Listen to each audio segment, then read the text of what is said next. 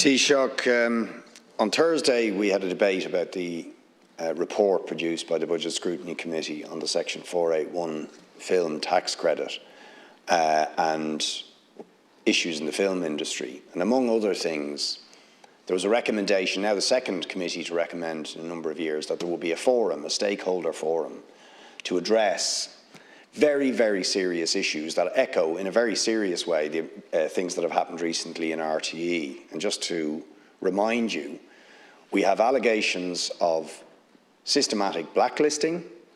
We have allegations that the law in terms of the copyright directive relating to the remuneration of actors and performers and writers is being systematically broken, that rights for crew in terms of fixed-term abuse of fixed-term workers legislation is systematic in the industry, that there's an inside culture of a small number of producers getting all the money while other producers basically get excluded. Very, very serious allegations, very, very similar to the closely related audiovisual sector, and indeed RTE is involved in commissioning a lot of the TV series. So there's very serious issues. Now there's claim and counterclaim, but the point I want to ask you is, given what we've seen in RTE, doesn't the government now need to commit to get to the truth of them and establish the stakeholder forum that will objectively investigate these very serious issues when there's a lot of public money at stake? Deputy Boyd Barrett raised the issue of a stakeholder forum in the audiovisual sector.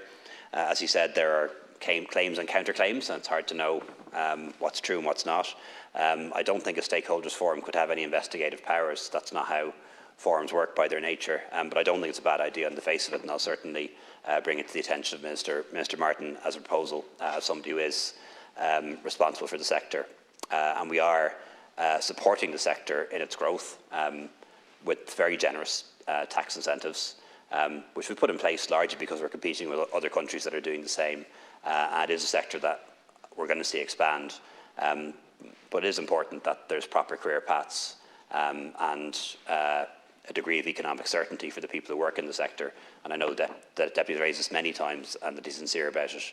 And I'll certainly speak to Minister Martin about it too. In relation to Tara Mines, I know it's having a huge impact on Navan and on County Meath. It's about the hundreds of people who are losing their jobs, seeing a major reduction in their income. And it's also about the wider impact on the payroll that's being lost in Navan and lost in the wider area. There has been a lot of engagement by government. Minister Coveney has been very engaged in this matter. Only a few moments ago, Deputy Breed Smith gave Minister Coveney a backhanded compliment by asking that he take an interest in the Iceland dispute, to the extent that he took an interest in the Tara Mines dispute. I do know that there is a WRC agreement now, and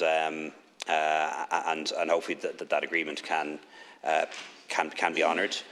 Government is going to work with the company to try and get the mine reopened. We'd like to see that open within months, and we are of course willing to talk to the company about issues such as royalties and issues such as electricity costs. But what they're saying now very clearly is that with the price of energy being high and the price of zinc being low, the mine just isn't viable. We don't have any proposals to nationalise the mine. To do so, we'd have to pay the owners I don't know what amount of compensation. That's what happens when you nationalise something. You have to pay the owners compensation for it. It's a compulsory purchase, essentially, and also it's loss-making. So we are a country that has spending ceilings, and I wouldn't like to divert money from housing and education and pensions to nationalise a mine, which would then lose money. That doesn't make sense from my point of view. In relation to pay-related benefits, I'm a supporter of that. Minister Humphreys is a supporter of it too. We do want to introduce it. We couldn't just introduce it for one employer or one set of employees. That wouldn't be fair. We should bring in pay-related benefits. There's disputes about it, by the way. I think it makes sense. The more you pay in Pearside, the more you should get back out. Other people take a different view. They think that's inequitable, and particularly people on the left oppose that concept. I don't, but I hope we can get that done. But it wouldn't be possible to do it for one set of employees. It just wouldn't be fair. It has to be done for everyone because everyone pays PRSI. Just in relation to the matter raised by Deputy Smith on a tourist exemption, we are pursuing that with the UK authorities and the British government. When I was in Jersey at the British Irish Council not too long ago, I discovered that there is an exemption for people making day trips from France to Jersey, so there must be some degree of flexibility around this, and presumably people who are coming to visit this state, the Republic of Ireland, could they not be exempt if they were visiting Northern Ireland for a few days as well? And we are raising that issue with the UK government, and hopefully we'll get some progress on it.